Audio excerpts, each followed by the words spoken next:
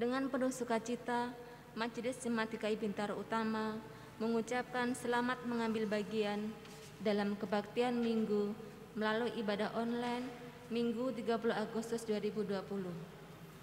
Kiranya kebaktian ini menjadi berkat untuk kita semua. Pokok-pokok warta GKI Bintaro Utama Minggu 30 Agustus 2020. 1. Proses pemanggilan penatua. Terkait proses pemanggilan penatua melalui persidangan Majelis Jemaat Minggu 16 Agustus 2020, Majelis Jemaat GKI Bintaro Utama memutuskan dan menetapkan 9 orang calon penatua periode 2020-2023. Yang selengkapnya dapat dilihat dalam warta jemaat hari ini. Pewartaan calon penatua akan disampaikan pada Minggu tanggal 30 Agustus 2020 dan 6 September 2020.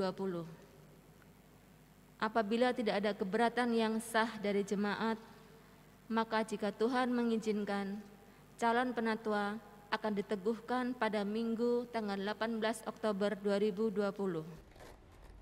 Berikut kami sampaikan nama-nama calon penatua periode 2020 sampai 2023. 1. Bapak Arif Nur Cahyo Sumantri. 2.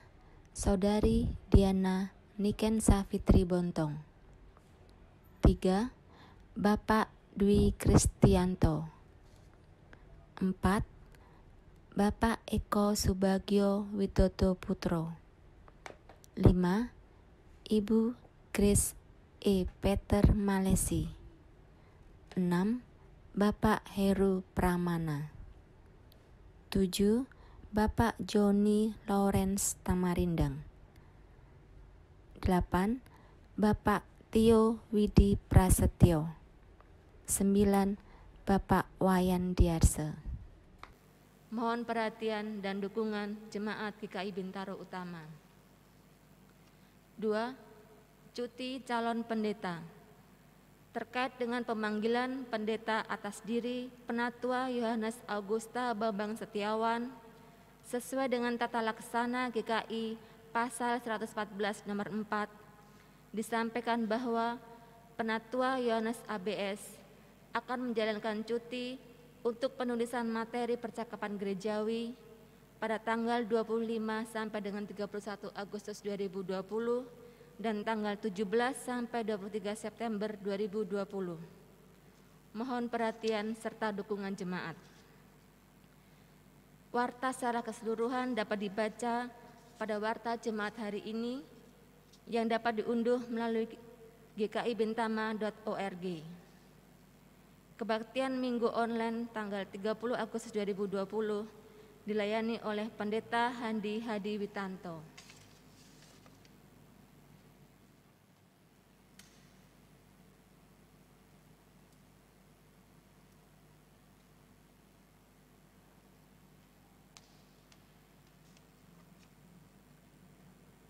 Tuhan itu adil dalam segala jalannya dan penuh kasih setia dalam segala perbuatannya. Tuhan dekat pada setiap orang yang berseru kepadanya, pada setiap orang yang berseru kepadanya dalam kesetiaan. Mulutku mengucapkan puji-pujian kepada Tuhan, dan biarlah segala makhluk memuji namanya yang kudus untuk seterusnya dan selamanya. Mari kita menghadap Tuhan dan sujud dalam kemuliaan-Nya.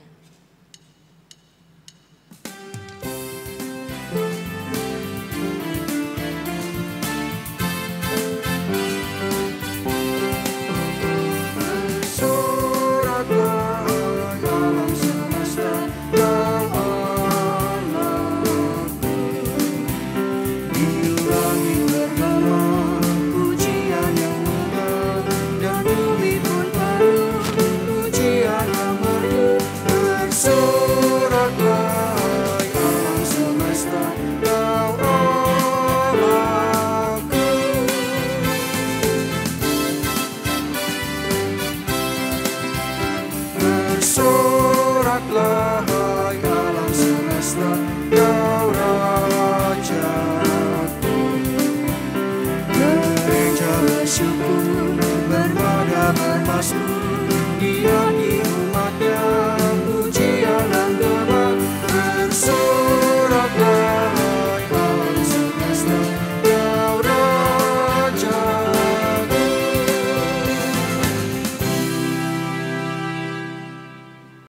Saudara-saudara yang dikasihi oleh Tuhan, kebaktian ini kita kuduskan dengan pengakuan bahwa pertolongan kita ada di dalam nama Tuhan yang menciptakan langit dan bumi, yang kasih setianya tidak pernah berkesudahan dan senantiasa memberikan harapan baru bagi umatnya.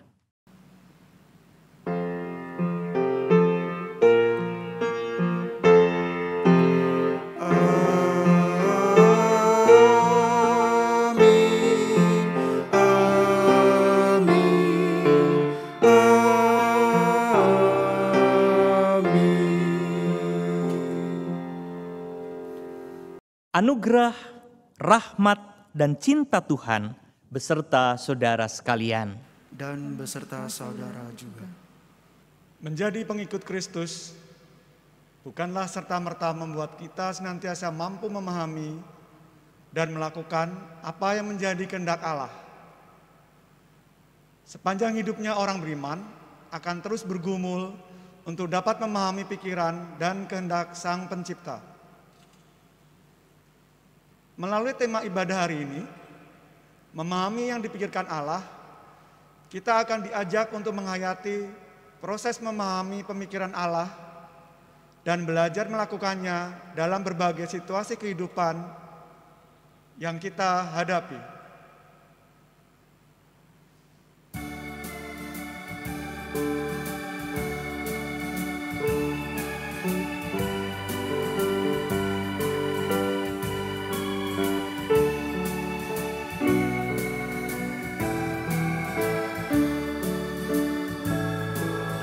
Jadilah Tuhan kehendak-Mu, Kaulah penjuru ku tanahnya. Bentuklah aku sesuka-Mu, kan ku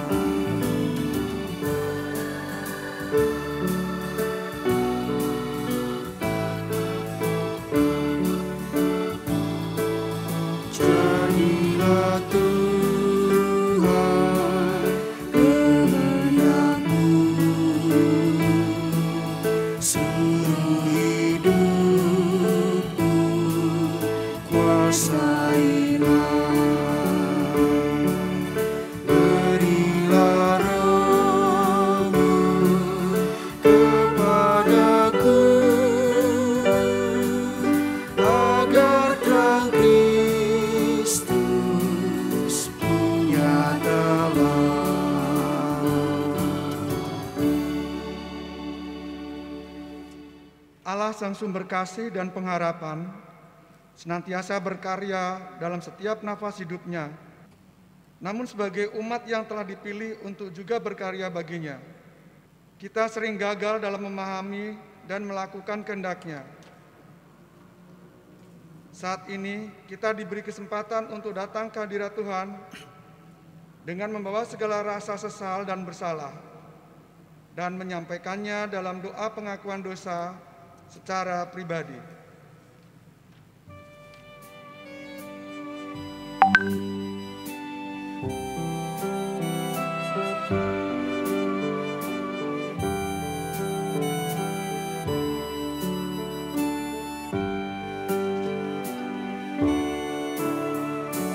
Dari kunjungan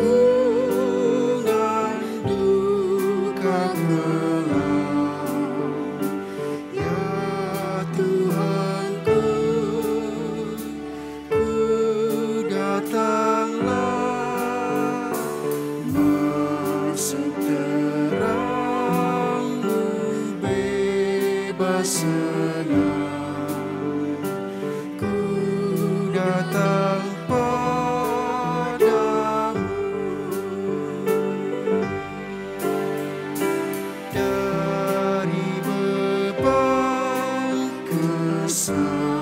sakitanku, masuk ke dalam kekuatan-Mu.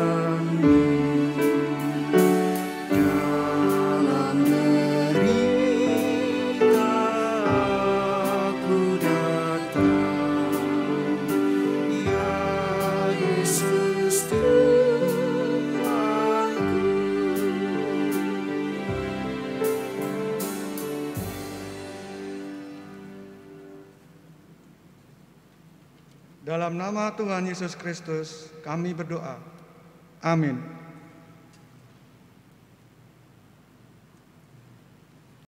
Terimalah berita anugerah dari Tuhan yang diambil dari Injil Yohanes pasal 14 ayat 23. Jika seorang mengasihi aku, ia akan menuruti firman-Ku dan Bapa-Ku akan mengasihi dia dan kami akan datang kepadanya dan diam bersama-sama dengan dia. Demikianlah berita anugerah dari Tuhan. Syukur kepada Allah. Damai Tuhan beserta saudara sekalian. Damai Tuhan besertamu juga.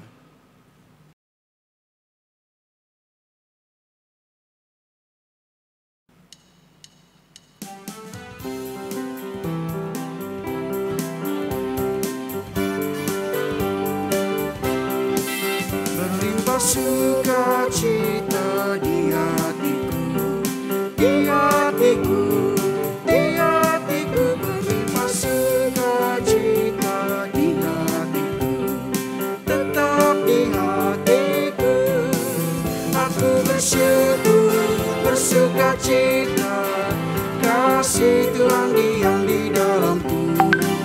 Aku bersyukur, bersukacita, kasih Tuhan diam di dalamku.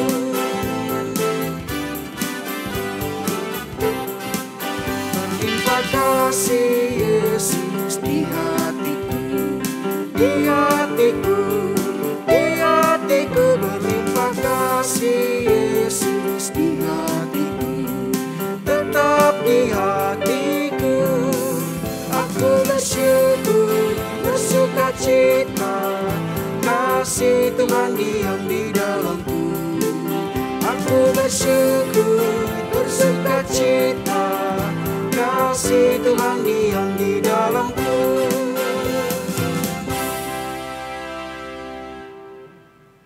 Mari saudara-saudara kita berdoa. Kita memohon hikmat Tuhan di dalam mempersiapkan hati dan pikiran kita untuk menerima firman-Nya. Melalui pujian dari PKJ 198, baitnya yang pertama, di hatiku ya Yesus.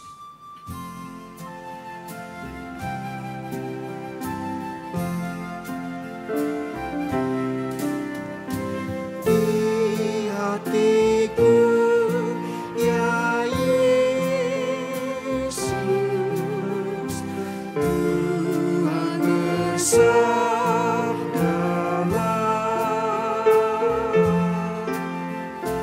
agar tenang hatiku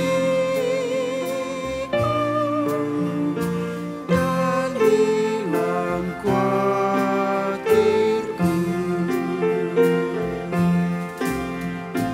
Di hatiku, ya di hatiku, Tuhan bersabdalah.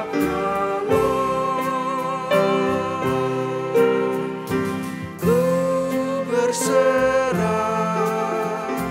pasrah penuh, bersabdalah ya Tuhan.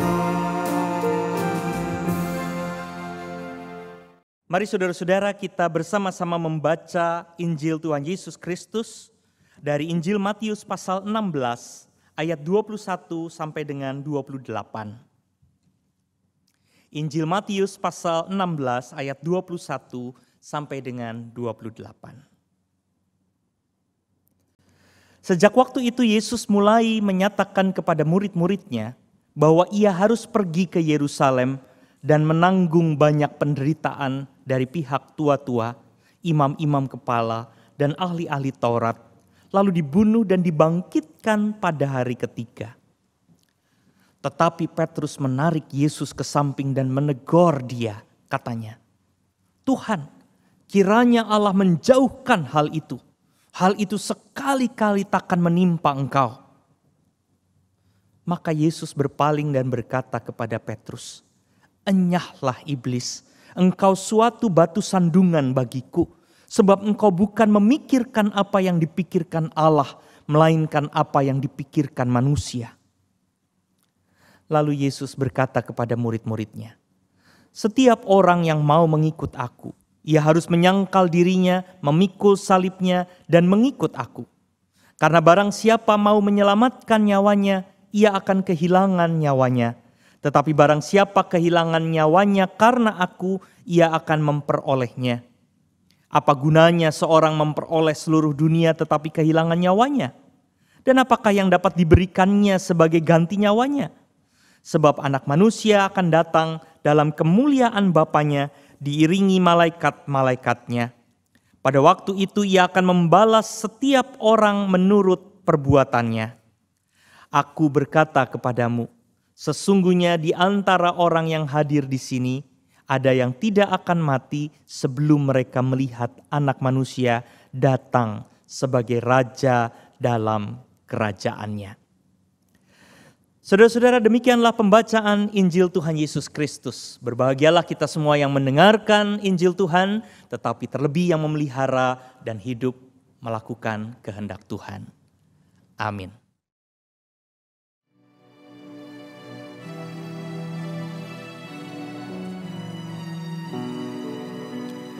Yesus terangmu pelita hatiku, jangan kegelapan menguasaiku. Yesus terangmu pelita hatiku, biar selalu ku sambut cintamu. Saudara-saudara yang dikasihi oleh Tuhan Yesus Kristus, kalau kita pikir-pikir, kita melihat tema kita, rasanya ini bukan tema yang mudah loh. Ini adalah tema yang sulit luar biasa. Coba saudara-saudara kita lihat. Memahami Allah. Memahami Allah itu bukan pekerjaan yang mudah seharusnya. Allah itu kan sosok yang artinya tidak begitu saja bisa kita lihat dengan mata kita, tidak begitu saja bisa kita rasakan secara fisik seperti kita mungkin bertemu dengan orang lain atau bersentuhan dengan ciptaan Tuhan yang lain di muka bumi ini. Jadi memahami Allah itu kalau pakai bahasa saya di kampus biasanya kami menyebutnya memahami sesuatu yang abstrak, sesuatu yang tidak begitu saja dengan mudah kita bisa rasakan, bisa kita lihat, bisa kita gunakan panca indera kita. Makanya biasanya kan kita gunakan istilah bahwa kita harus menggunakan iman. Dan iman itu kan bukan panca indera. Jadi memahami Allah itu tidak mudah. Para penulis Alkitab mencoba untuk memahami Allah dengan menggunakan kata dan bahasa manusia sebetulnya. Allah perkasa, Allah kuat, Allah mencintai, Allah mengasihi. Itu kan semua adalah bahasa manusia yang digunakan untuk menjelaskan Allah yang tidak juga mudah untuk dipahami. Jadi memahami Allah itu bukan perkara sederhana. Nah, sekarang tema kita adalah memahami yang dipikirkan Allah. Apa enggak makin susah? Memahami Allah saja susah. Sekarang kita harus memahami apa yang dipikirkan oleh Allah di belakang. Jadi kalau ada di antara kita mengatakan bahwa tema ini jelas 100%, dengan cepat malah saya khawatir bahwa kita salah paham. Karena ini sekali lagi bukan perkara yang mudah. Nah, tapi saudara-saudara, supaya kita tetap bisa maju kan kita perlu belajar. Saya ingin mengajak kita pertama-tama setidaknya mari kita mulai dengan tidak merasa sok tahu bahwa kita bisa memahami apa yang dipikirkan Allah. Kenapa? Ya tadi itu, karena di awal saya sudah mencoba untuk mengingatkan kita bahwa ini adalah sebuah sikap, sebuah pekerjaan yang membutuhkan kehati-hatian karena bukan perkara yang mudah. Nah, saudara-saudara, kalau kita membaca Injil Matius pasal 16 tadi itu ya, yang tadi kita baca bersama-sama, sebenarnya sudah sejak awal ini menjadi topik yang penting. Kalau kita mau berbicara tentang memahami Allah, kalau kita mau berbicara tentang memahami apa yang dipikirkan Allah, justru yang paling pertama adalah jangan pernah merasa sudah tahu. Jangan pernah merasa sok tahu. Saudara-saudara, tadi kita sudah bisa melihat ya bagaimana Tuhan Yesus menegur Petrus. Ketika Petrus muncul ayat 22 sebagai sosok yang seolah-olah membela Yesus. Ayat 22 saya ulangi baca ya saudara-saudara. Tetapi Petrus menarik Yesus ke samping dan menegur Yesus, katanya, "Tuhan, kiranya Allah menjauhkan hal itu sekali-kali takkan menimpa engkau." Itu Petrus lakukan ketika Tuhan Yesus sebelumnya dalam ayat 21 mengatakan bahwa ia harus mengalami penderitaan di dalam dan di tengah pelayanannya. Petrus datang membela Yesus. Saudara-saudara, kalau kita melihat lebih dalam, maka kita juga melihat bahwa yang dilakukan oleh Petrus, pertama, dia membela Tuhan Yesus. Baik atau tidak? Baik dong mestinya ya, membela Tuhan kok. Dua, dia menggunakan bahasa religius, bahasa keagamaan. Tuhan, kiranya Allah menjauhkan hal itu. Petrus mengatakan itu sebagai bahasa yang ia imani, sesuatu yang ia percayai. Tentang Allah yang akan menolong, Allah yang akan menyingkirkan segala kesulitan-kesulitan. Allah yang akan menjauhkan Yesus dari segala penderitaan. Dan itu adalah sebuah bahasa religius, bahasa imannya Petrus. Tapi saudara-saudara, saya rasa bacaan kita dalam Injil Matius 16 saat ini menempatkan apa yang biasanya kita pikirkan baik, membela Allah dan menggunakan bahasa religius sebagai sesuatu yang harus dilakukan dengan kehati-hatian. Memahami Allah, bahkan memahami apa yang dipikirkan oleh Allah, itu bukan sekedar soal bahwa kita dengan begitu saja mengatakan apapun yang kelihatannya baik. Bukan sekedar menunjukkan tindakan-tindakan yang mungkin secara tradisi disebut baik. Bukan hanya karena kita bisa menggunakan bahasa religius, menyebut kata Allah, menyebut kata agama, menyebut iman. Dan kemudian kita pikir bahwa itu menjadi sesuatu yang otomatis baik. Bacaan kita, cerita dan kisah ketika Tuhan Yesus berjumpa dengan Petrus ini justru mau mengajak kita untuk menjadi orang yang beriman. Dan kalau kita beriman dan kalau kita ingin mengatakan bahwa kita mau memahami Allah, maka justru kita harus berhati-hati. Jangan pernah merasa sudah tahu, jangan pernah merasa sok tahu, jangan pernah membiarkan bahwa kita seolah-olah sudah menjadi benar di hadapan Tuhan hanya karena kita menyebut nama Tuhan dan menggunakan bahasa-bahasa religius seolah-olah bahkan kita membela Tuhan.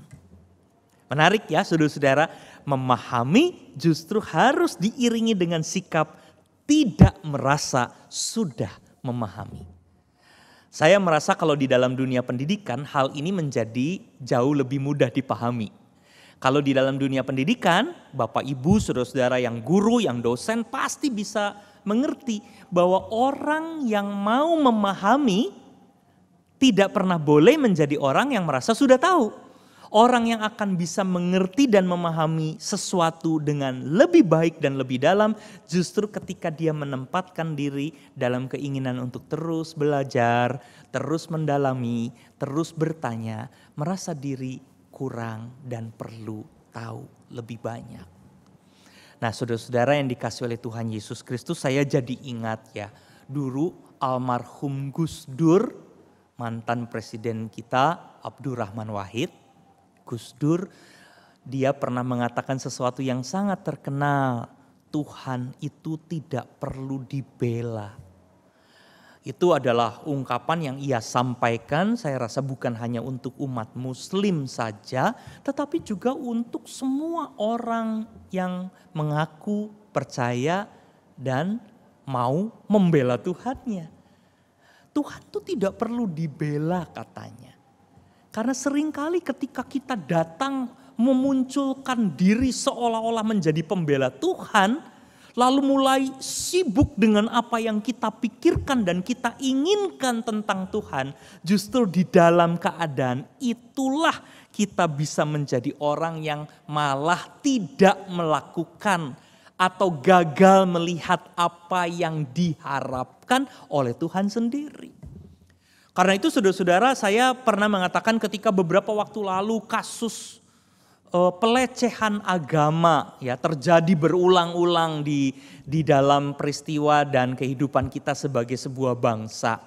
Ya, entah agama dari saudara-saudara kita yang lain yang merasa dilecehkan, maupun ketika kita sendiri merasa agama kita dilecehkan oleh orang yang menggunakan bahasa yang tidak tepat, menginterpretasi ayat yang tidak tepat, atau mencoba mengatakan sesuatu yang menyakiti hati. Lalu kita semua sibuk dalam kemarahan dan emosi kita untuk mengatakan kita harus membela, agama tidak boleh dilecehkan, kita harus mengatakan sesuatu. Ya, saya ingat ketika itu berkaitan dengan gereja dan kekristenan, beberapa orang mengatakan jangan cuma orang lain yang marah karena dilecehkan, kita juga harus marah kalau kita dilecehkan dan dikatakan di ajaran agama kita dibicarakan dengan cara yang tidak tepat, bahkan Tuhan kita disebut-sebut dengan cara yang tidak tepat. Kita harus marah. Saudara-saudara, pada waktu itu saya sering kali mengatakan tidak perlu kita marah. Karena seringkali ketika kita marah dan kemudian berusaha untuk membela diri, yang kita sedang bela ini adalah Tuhannya atau diri kitanya. Yang sedang kita bela dan kita mau coba perjuangkan itu sebenarnya Tuhan sendiri yang memang betul-betul Tuhan yang mau kita pahami, atau sebenarnya jangan-jangan kita sedang membela diri kita sendiri, kemarahan kita, ketidaksukaan kita, ketersinggungan kita. Dan ketika kita sibuk berpikir seperti ini, maka tema kita menjadi relevan. Kita sedang memikirkan siapa? Bukan, jangan-jangan kita memang bukan sedang memikirkan Allah. Kita sedang memikirkan apa yang kita mau. Itulah kenapa Tuhan Yesus kemudian menegur dengan keras Petrus. Karena ketika Petrus muncul di dalam ayat 22, dia menggunakan bahasa religius dan imannya tentu kelihatannya baik.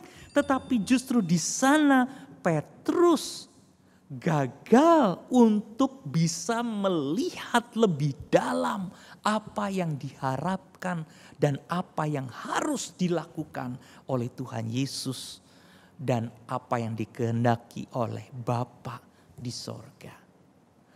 Nah, saudara-saudara yang dikasihi oleh Tuhan Yesus Kristus, jadi tema ini akan kita mulai dengan hal yang seperti ini. Memikirkan apa yang dipikirkan Allah, maka mulailah dengan hal yang pertama ini. Jangan merasa sudah tahu.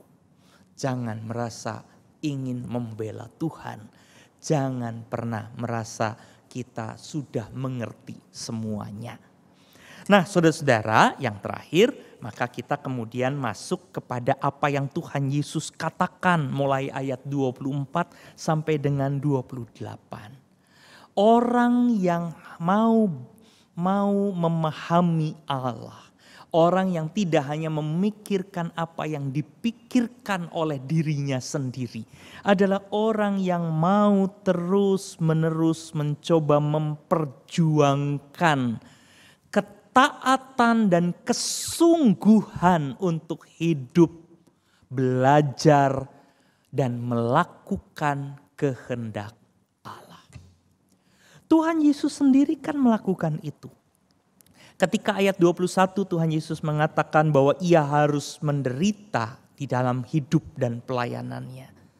Karena ia ingin terus mencoba untuk belajar, mengenali kehendak Bapa, dan kemudian melakukan kehendak Bapa di dalam hidupnya. Dan ketika harus belajar mengenali kehendak Bapa di dalam hidupnya, barangkali ada banyak tantangan, banyak hal yang harus ia hadapi termasuk penderitaan.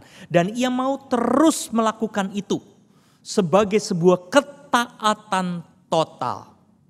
Nah, ketika Tuhan Yesus kemudian mengatakan dan mengajarkan para murid untuk bersikap dengan benar, mulai ayat 24 sampai dengan 28, Tuhan Yesus mengatakan hal yang sama. Orang yang mau mengikut aku, kata Tuhan Yesus, adalah orang yang tidak pernah boleh memikirkan diri sendiri, tetapi dia harus menjadi orang yang mau terus belajar kepada Kristus. Orang yang mau terus belajar, mencari dan mengenali kehendak Allah Bapa. Itulah yang dimaksud oleh Tuhan Yesus ketika ia mengatakan orang yang mau mengikut Yesus harus menyangkal diri dan memikul salibnya. Saudara-saudara, saya ingat saya pernah mengatakan itu, dan ini barangkali menjadi sesuatu yang digunakan kembali ya untuk mengingat hal yang mendasar. Memikul salib itu kan bukan sekedar soal harus hidup susah gitu ya. Karena kadang-kadang kita menerjemahkannya menjadi terlalu sederhana bahwa orang yang mengikut Yesus adalah orang yang susah.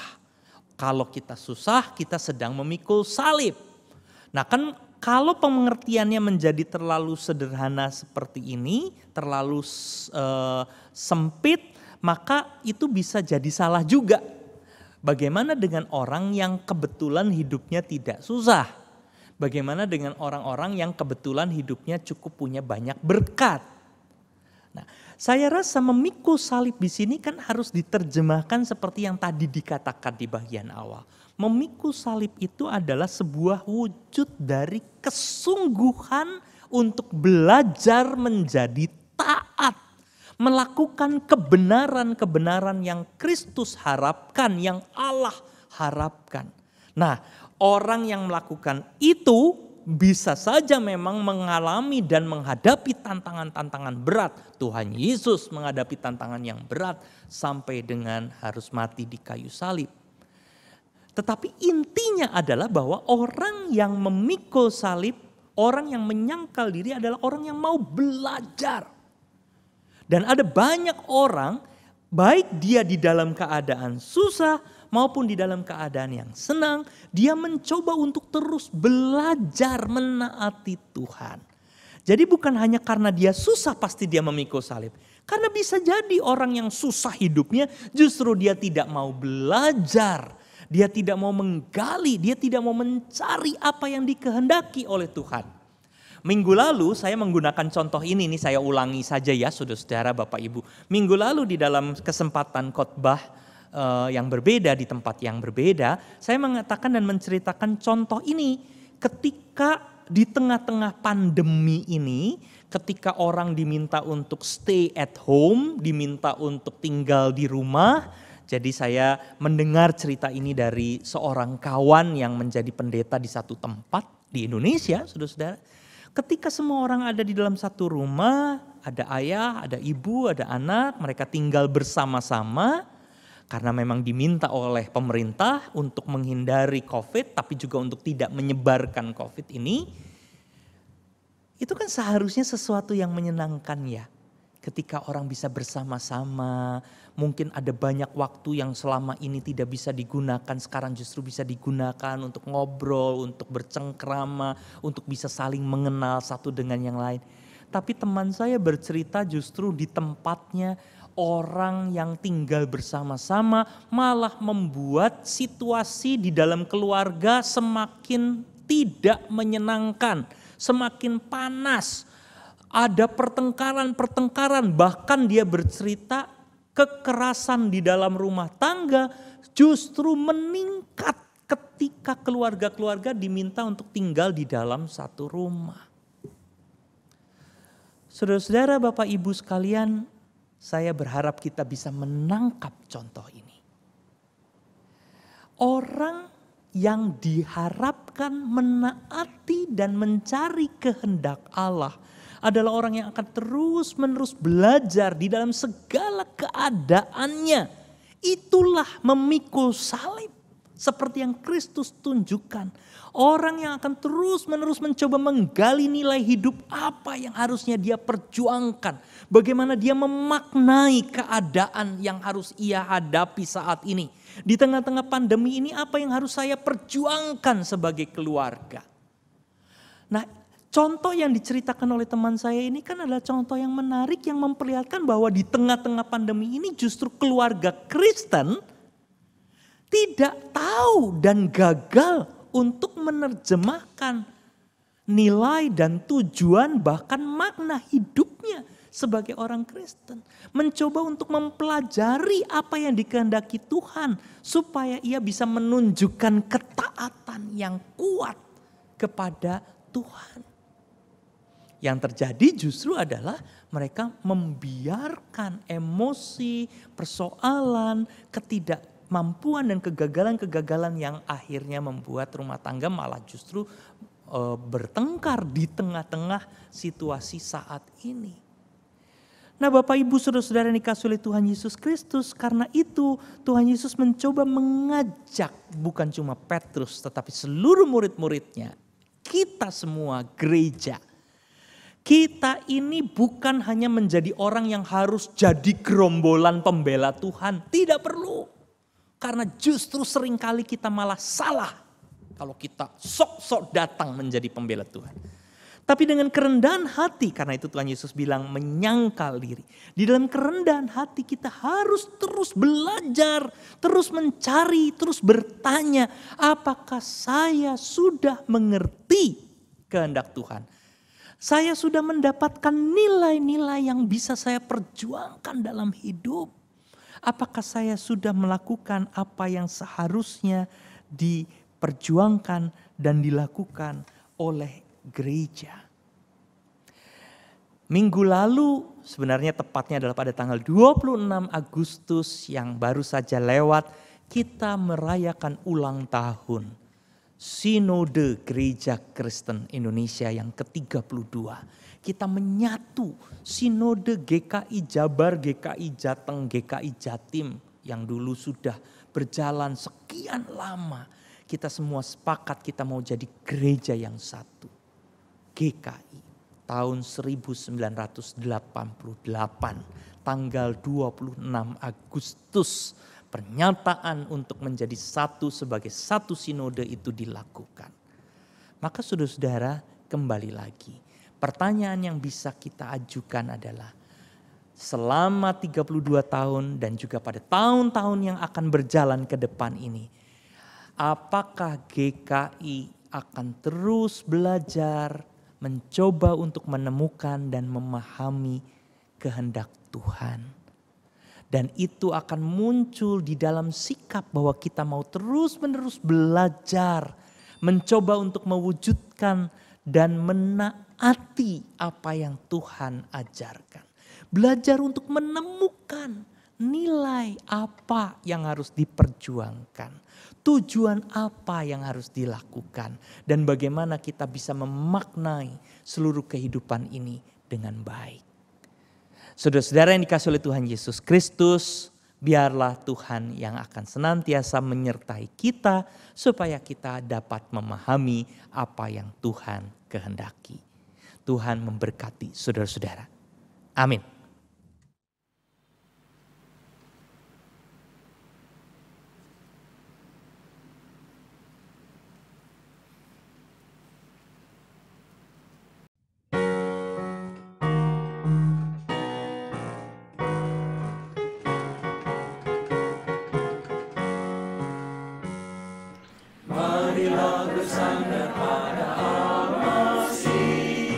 Pujian dan hormat padanya diri.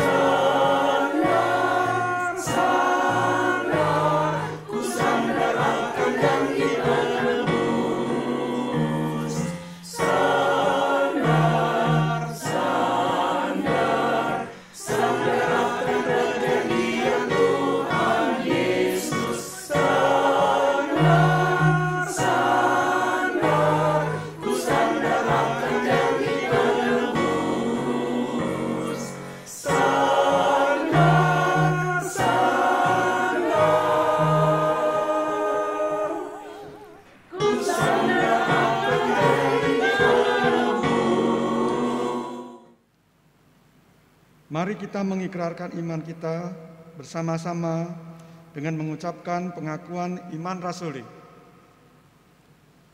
Aku percaya kepada Allah, Bapa yang Maha Kuasa, Khalik langit dan bumi, dan kepada Yesus Kristus, Anaknya yang tunggal Tuhan kita, yang dikandung dari Roh Kudus, lahir dari anak darah Maria, yang menderita sengsara di bawah pemerintahan Pontius Pilatus, disalibkan, mati dan dikuburkan.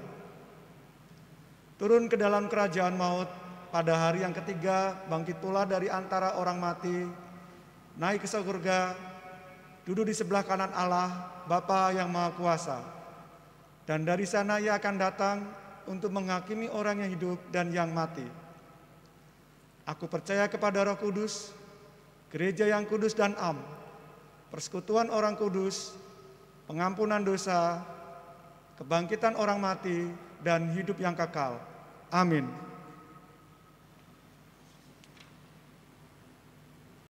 Mari saudara-saudara kita bersama-sama bersatu hati di dalam doa syafaat. Ya Tuhan Allah yang baik, pada saat ini kami bersama-sama bersatu hati dan berdoa bagi gereja Tuhan. Dimanapun Tuhan menempatkan dan mengutus gereja untuk melakukan dan menghadirkan pelayanan, termasuk jemaat GKI Bintaro Utama ini. Ya Tuhan, kami memohon agar kiranya Engkau menyertai kami, supaya kami sungguh-sungguh menjadi gereja yang terus-menerus belajar dan mencari kehendak Tuhan, yang tidak membiarkan diri kami melakukan dan memikirkan apa yang kami pikirkan sendiri, tetapi memiliki kesungguhan untuk membangun hubungan yang erat dengan Engkau sendiri. Karena itu pada saat ini secara khusus kami mau berdoa untuk gereja-Mu, Jemaat GKI Bintaro Utama. Kami mau berdoa untuk seluruh anggota majelis jemaat, badan-badan pelayanan dengan para pengurusnya, anggota jemaat, simpatisan jemaat, aktivis jemaat, kami semua yang ada di tempat ini. Ya Tuhan, kami memohon hikmat-Mu supaya kami semua dituntun oleh Tuhan untuk sungguh-sungguh mencari, belajar, dan menemukan nilai-nilai yang Tuhan inginkan, yang Tuhan harapkan untuk kami perjuangkan di dalam hidup dan pelayanan kami. Ya Tuhan, tolonglah kami. Pada saat ini kami mau bersama-sama bersatu hati dan berdoa. Kami mau mengingat kepada mereka yang dalam keadaan sakit dan lemah, mereka yang ada di dalam pergumulan dan persoalan-persoalan, mereka yang ada di dalam kesusahan. Berikanlah penyertaan kepada mereka dan pakailah kami untuk kami juga menolong dan menyertai serta ikut di dalam menghadirkan kekuatan penghiburan kepada mereka. Ya Tuhan, kami mau secara khusus berdoa dan menyebut mereka yang saat ini sedang sakit. Kami mau berdoa bagi Bapak Calenar Ishak Sitorus, Bapak Cak Malesi, Bapak Gangsar Nurwitono, Bapak Imam Subaweh, Bapak Lewi Bangun, Bapak Matius, Bapak Sudarno, Bapak Toga Mulia Nainggolan, Penatua Immanuel Sitompul, Bapak Wiono, Ibu Dasiem, Ibu Desi, Ibu Edwina Lawalata, Ibu Eni Maria, Ibu Hana Harsono, Ibu Yudit Lantang, Ibu Nanik Wijaya, Ibu Susi, Ibu Tarweni Setiawati, Ibu Yohana Sugiyati, Saudara Eko Agung Nugroho, dan mungkin ada banyak nama-nama lain yang tidak bisa kami sebutkan karena kami tidak tahu atau kami tidak mendapatkan informasi. Ya Tuhan, kami mau bersama-sama dengan semua mereka yang ada di dalam pergumulan, sakit, atau di dalam keadaan sulit. Ya Tuhan, biarlah kami boleh dipakai oleh Tuhan untuk menghadirkan kebenaran dan cinta kasih-Mu kepada mereka yang paling membutuhkan. Ya Tuhan, kuatkan dan tolonglah kami. Pada saat ini kami mau berdoa bagi bangsa ini. Kami mau berdoa bagi bahkan seluruh ciptaan di dalam bumi ini. Di tengah-tengah pandemi yang belum selesai, di tengah-tengah kekhawatiran dan di tengah-tengah krisis yang melanda banyak lingkup masyarakat, termasuk di tengah-tengah negara dan bangsa kami ini, bangsa Indonesia. Ya Tuhan, berikanlah kepada kami kemampuan dan kekuatan untuk kami bisa melihat makna yang benar, makna yang baik, untuk memberikan semangat kepada kami untuk menjalankan hidup dan melakukan apa yang seturut dengan kehendak Tuhan. Berikanlah kepada bangsa ini, termasuk gereja Tuhan, kemampuan untuk menghidupi nilai-nilai yang Tuhan harapkan untuk kami perjuangkan dan kemudian kami lakukan di dalam hidup kami. Tolonglah pemerintah kami dan banyak orang yang terlibat di dalam proses untuk menangani pandemi COVID-19 ini. Tuhan, berikan kepada mereka kekuatan dan kesehatan. Berikanlah kepada mereka hikmat-Mu untuk bisa mengambil keputusan-keputusan yang tepat.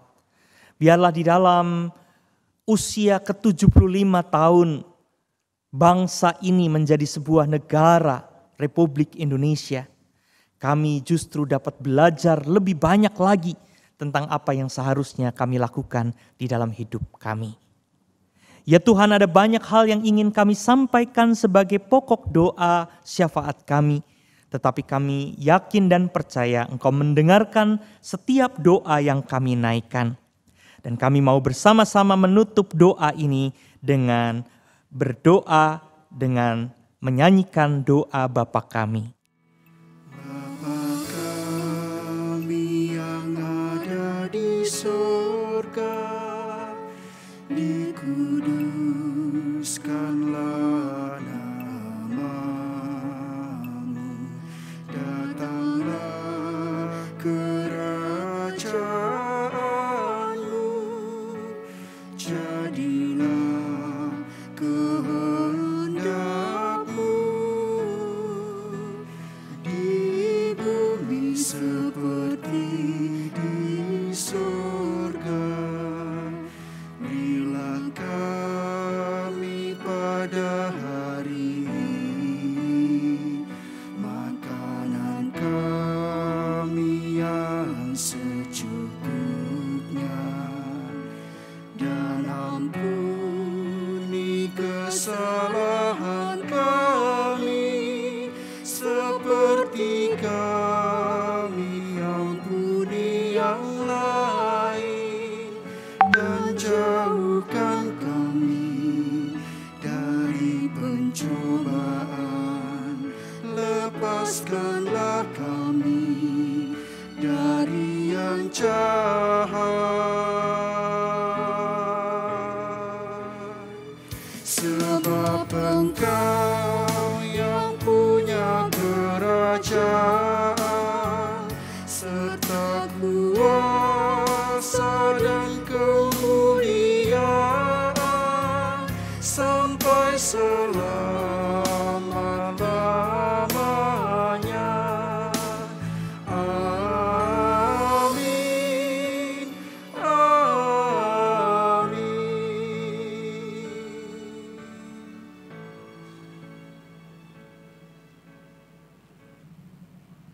Bapak Ibu, ungkapan syukur akan dilaksanakan dengan cara berikut ini. Yang pertama, bagi para petugas ibadah akan kita laksanakan setelah bait pertama dinyanyikan. Bagi anggota jemaat dan simpatisan yang mengikuti ibadah online dapat memberikan persembahan dengan cara transfer ke rekening CIMB Niaga dengan nomor 80088583800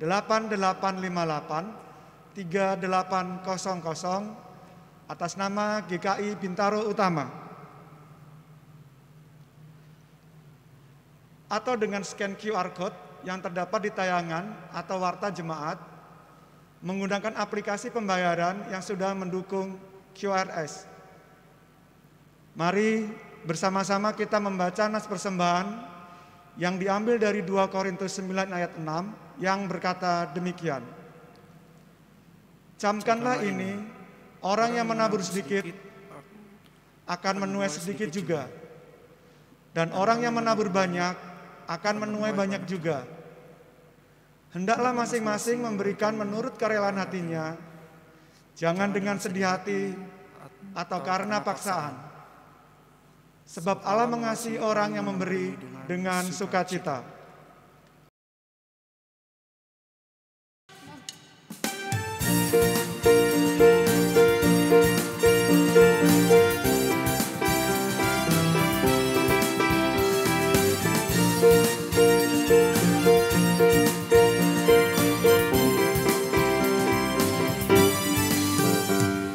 Bukan karena upahmu dan bukan karena kebajikan hidupmu, bukan persembahanmu dan bukan pula hasil perjuanganmu. Allah mengampuni kesalahan umatnya oleh karena kemurahannya, melalui pengorbanan Putra Tunggalnya ditebusnya dosa manusia. Bersyukur, hai bersyukur, kemurahannya pujilah.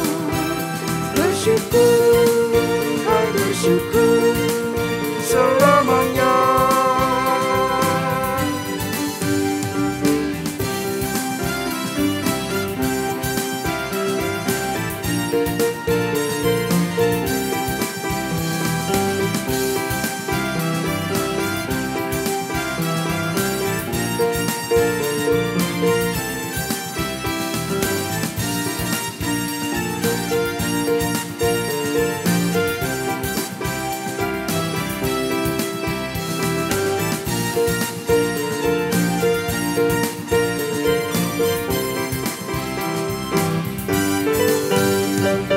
Janganlah kau bermegah dan jangan pula meninggikan dirimu. Baiklah selalu merendah dan hidup dalam kemurahan kasih-Nya. Keangkuhan tiada berkenan kepadanya, orang sombong direndahkannya. Yang lemah dan hina dikasihinya penuh, yang rendah dan ditinggikannya. Bersyukur, hai bersyukur, kemurahannya pujilah. Bersyukur, hai bersyukur, selamanya. Bapak Ibu, mari kita berdoa. Allah yang maha baik, yang selalu menemani kami dalam suka maupun duka, kami mengucap syukur untuk berkah yang Tuhan berikan kepada kami, kesehatan kami, pekerjaan kami, jasmani kami. Pada pagi hari ini Tuhan, kami memberikan yang Tuhan berikan kepada kami. Biarlah dalam kewenangan Tuhan, Tuhan sendiri yang akan mengkuduskan persembahan kami ini. Demikian pula dalam pengelolaannya Tuhan Yesus, rendahkan kami untuk kami hormat kepada Tuhan dalam mengelola persembahan ini. Di dalam nama Tuhan Yesus Kristus, Juru Selamat kami berdoa. Amin.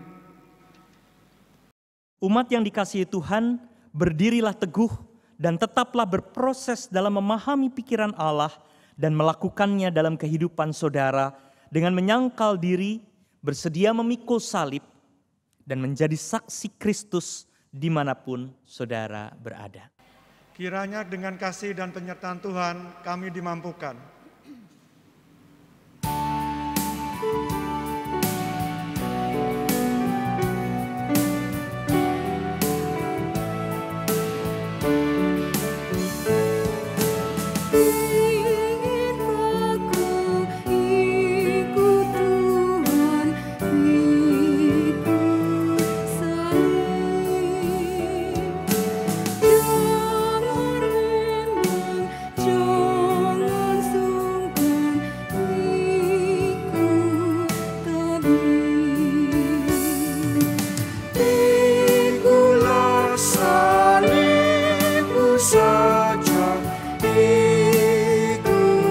Terus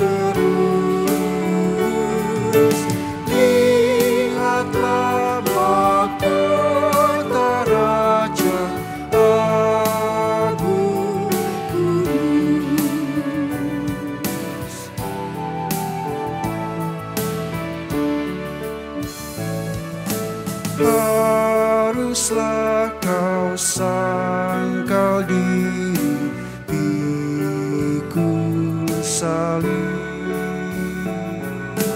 Di godaan dunia ini ikut tabir.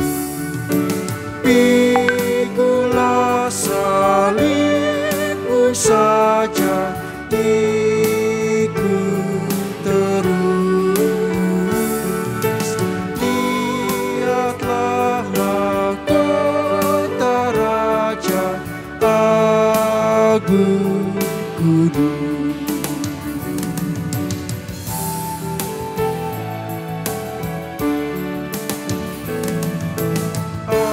Apapun kesusahanmu, jangan lemah. Tuhan Yesus besertamu, ikut tetap. Pikulah salibmu saja, ikut terus. Lihatlah mahkota Raja Agung Kudus.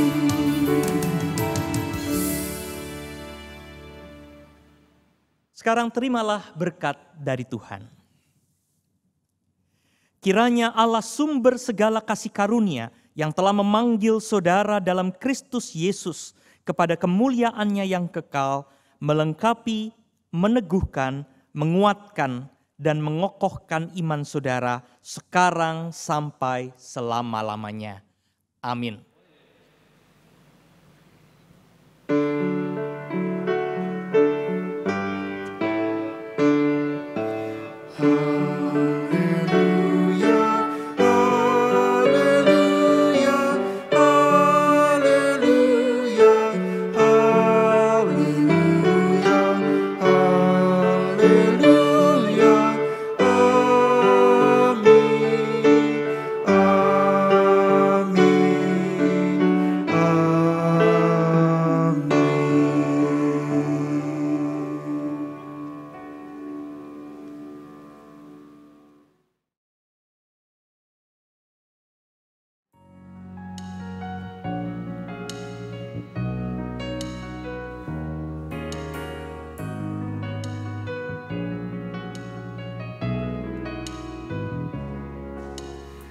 Engkau yang lebih tahu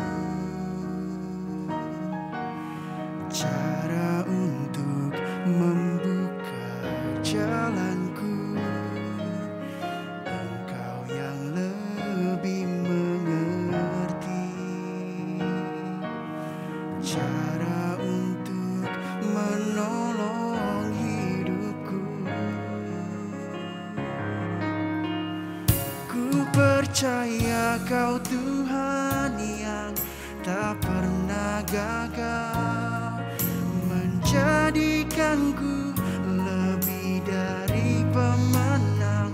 Ku percaya Kau Tuhan yang tak pernah lalai, menepati janji-janji-Mu.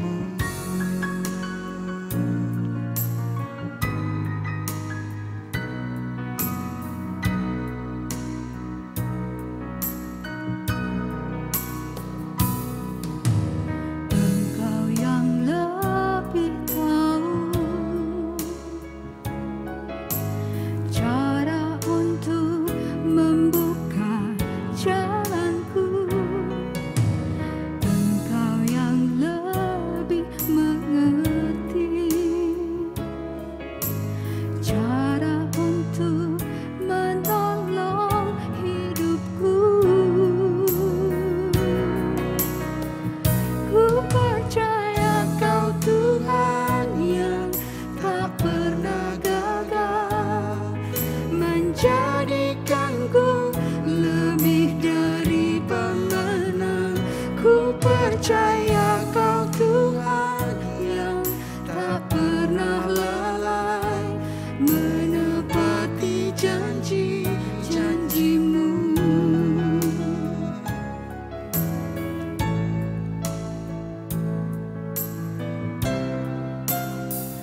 Ku percaya Kau Tuhan yang tak pernah gagal, menjadikanku lebih dari pemenang.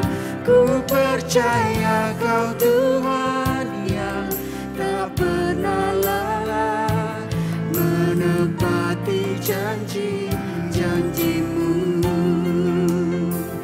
Ku percaya Kau Tuhan yang tak pernah gagal, menjadikanku lebih dari pemenang. Ku percaya